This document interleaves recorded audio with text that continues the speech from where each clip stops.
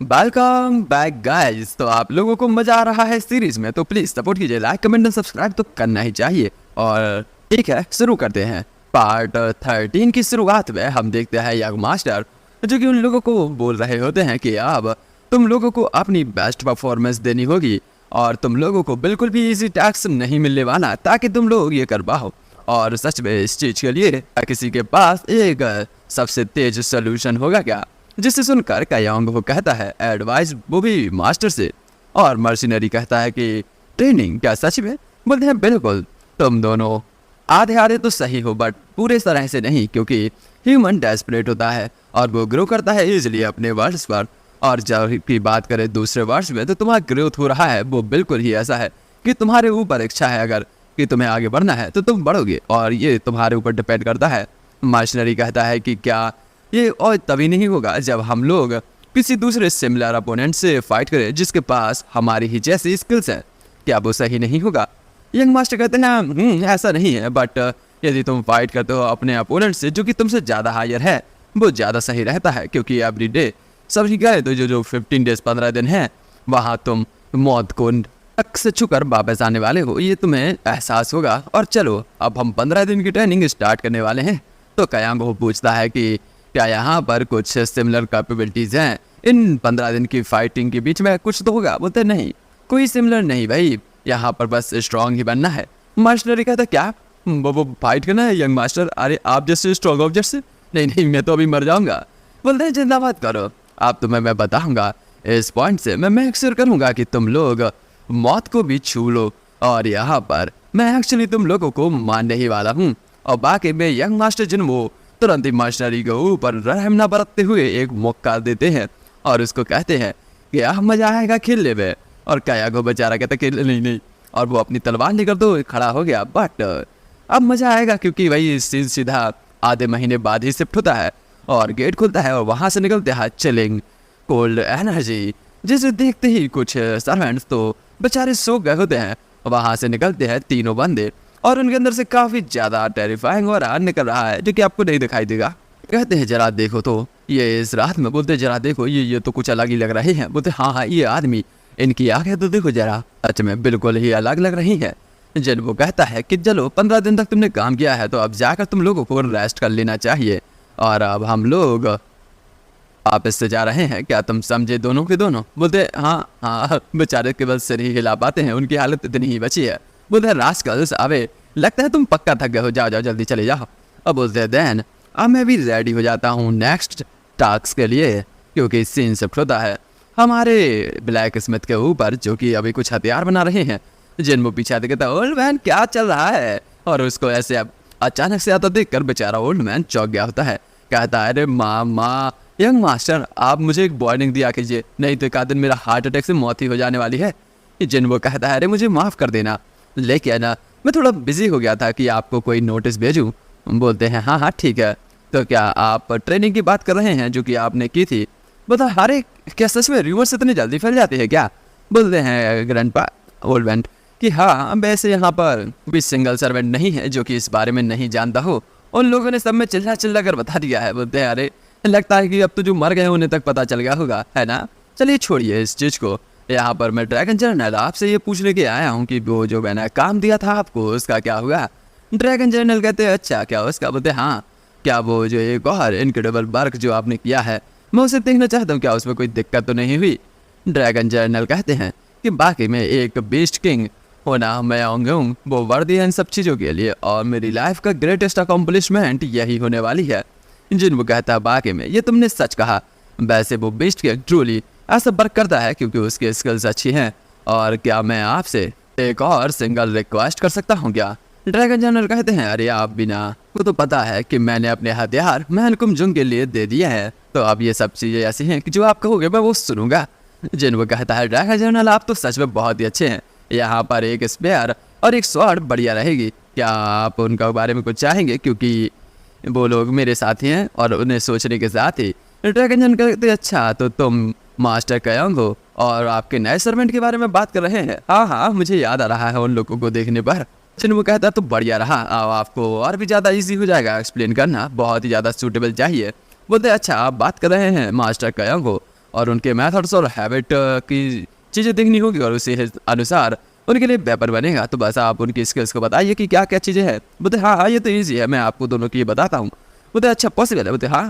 बोलते of course इस चीज़ को मैं आपको बता ही देता हूँ, क्योंकि यहाँ पर सबसे पहले आपको दिखाता हूँ कायांग हो को। और ऐसे ही उन लोगों की बात हुई, सीन शिफ्ट होता है लॉर्ड के ऊपर, जहाँ पर किसी तरह की आवाज़ आती है और वहाँ पर आ चुका होता है पर्सनल गार्ड। कहता है यंग मास्टर अपने ट्रेनिंग हॉल को छोड़ चुके हैं। बोलते क्या सच में यार? और ऑलरेडी वो छूट चुका है, लगभग आधा महीना हो गया था, है ना? बोलते हाँ वो डायरेक्टली ही फौज में गए, तो क्या उन्हें बुलाना चाहिए? बोलते अरे नहीं नहीं, उसे जो करना है वो करने दो। बोलते हैं और हाँ, और हमें नहीं पता, लेकिन मास्टर कयांगो और मास्टर होंग वो इमीडिएटली ही अपने रूम में चले गए, वो भी सोने के लिए। लॉर्ड कहते आधे महीने बाद बाहर निकले ट्रेनिंग के बाद और सोने चले गए। लगता है उन लोगों ने कुछ ज़्यादा ही किया है और ज्ञान हो, लगता है कि वो हिस्ट्री वापस से रिपीट हो रही है। लगता है गाइस पक्का लॉर्ड ने भी कुछ ऐसा ही किया होगा।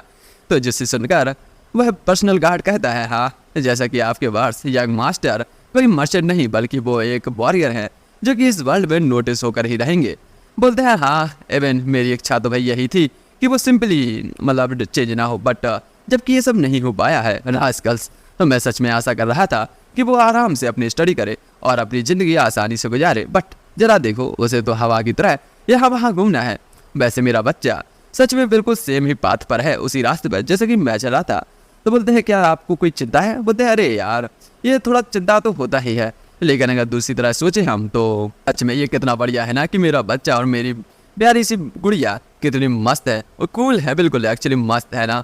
और दूसरी चीज़, तुम क्यूरियस नहीं हो इस बारे में कि हमारी नेक्स्ट जनरेशन अब और भी ज़्यादा चमकने वाली है? तो पर्सनल गार्ड कहता बिल्कुल सर मैं समझ गया। वो दोनों ही वहाँ पर हंसी खुशी मुस्कुराते हुए बात करने लगे होते हैं और ऐसे ही शाम हो गई है। शाम के साथ साथ सीन शिफ्ट हो चुका है 3 दिन बाद, जहाँ पर हम देखते हैं कायांगो और हमारा नया मर्शनरी आ गए हैं फाइट करने के लिए। दोनों ही तैयार फाइट करने के लिए। वो दोनों ही तुरंत ही स्टैंड लेने के साथ ही अटैक करना स्टार्ट कर देते हैं। और अब आप स्क्रीनशॉट में देखिए कि आखिर क्या चल रहा है, क्योंकि इसको एक्सप्लेन करने का मजा कहाँ, जो कि आपको देखने में आएगा।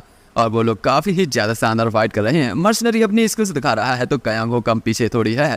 वो लोग एक दूसरे पर अटैक करते हैं और हमारा कायांगो आखिरकार हार चुका है। और उसके हारने के बाद ही जिन वो कहता है कि वाह जरा देखो, अब क्या तुम लोग बता सकते हो कि क्या डिफरेंट है अब इन दिनों में? बोलते हाँ मेरे स्पेयर टेक्निक और भी ज़्यादा अच्छी हो चुकी है और भी कंफर्टेबल। मुझे तो याद भी नहीं कि आखिर ये कब हुआ था।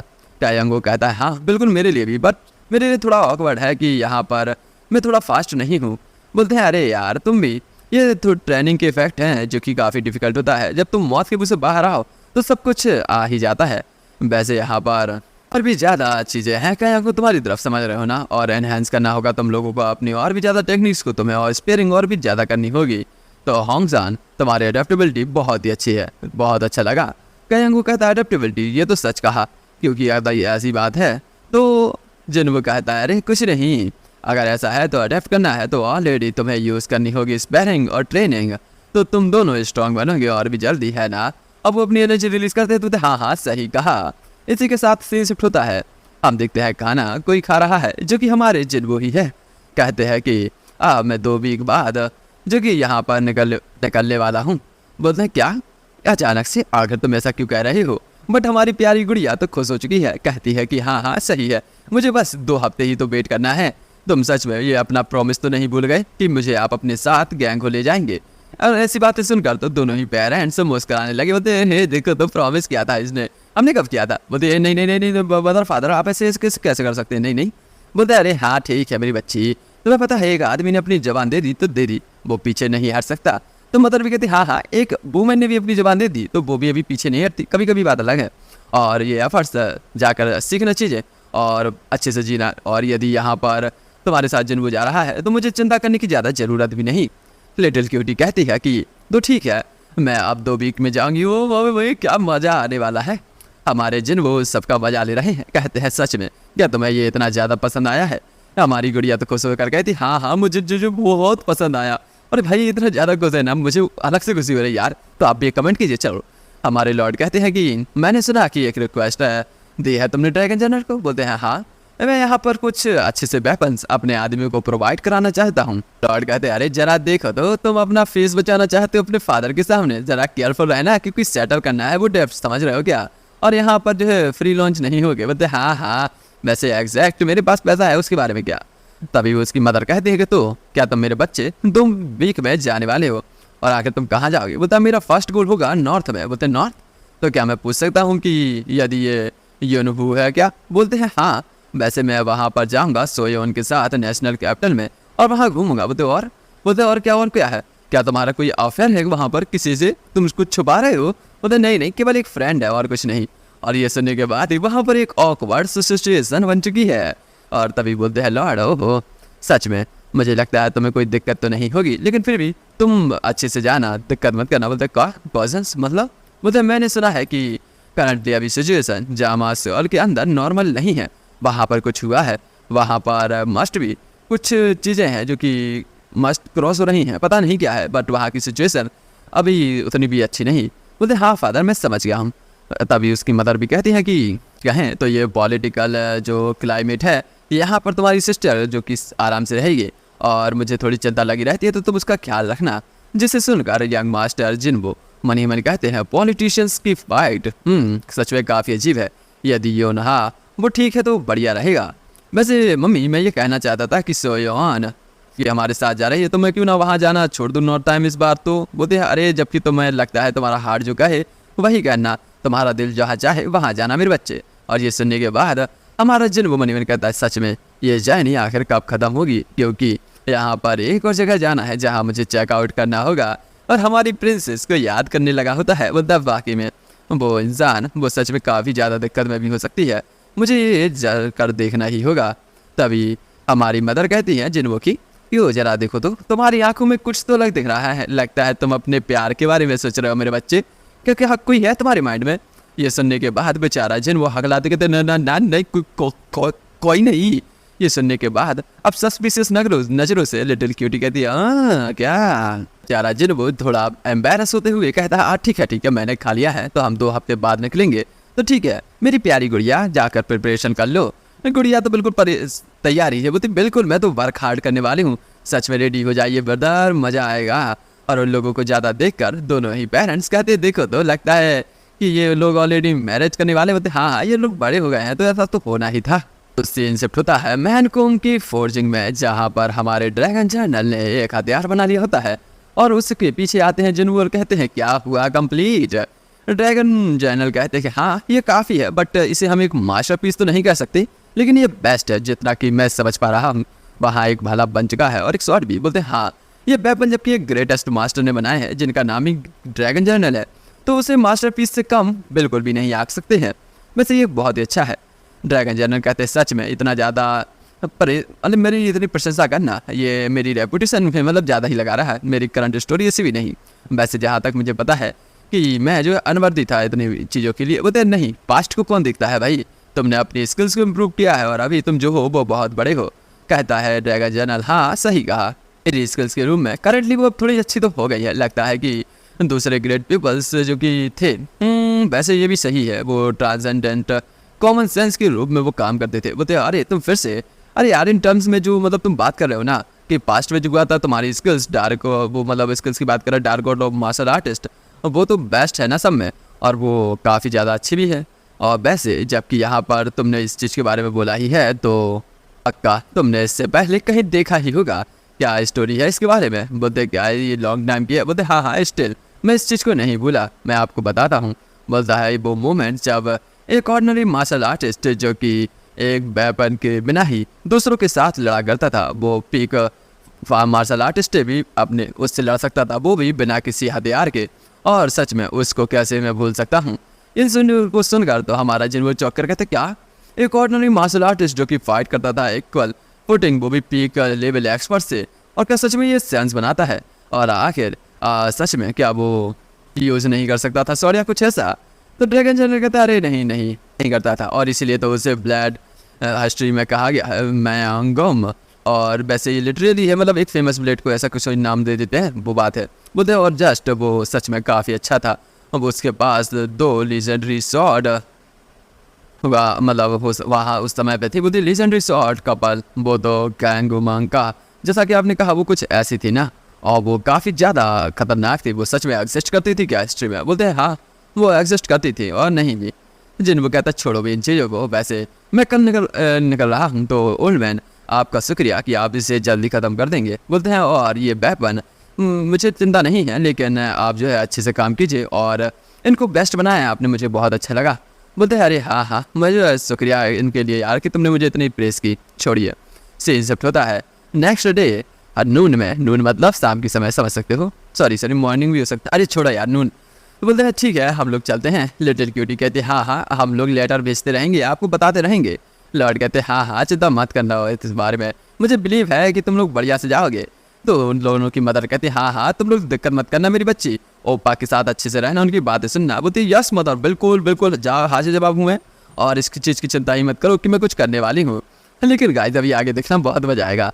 हमारी लिटिल क्यूटी काफ़ी ज़्यादा खुश है और जाने के लिए तैयार, वो लोग ग्रीड करते हैं और वहाँ निकल गए अपने उस एक अनोखे सफ़र के लिए, जिसके लिए आप लोग इंतजार कर रहे हैं गाइस, है ना, क्योंकि सफ़र पे जाएंगे तभी तो इंटरेस्टिंग होगा।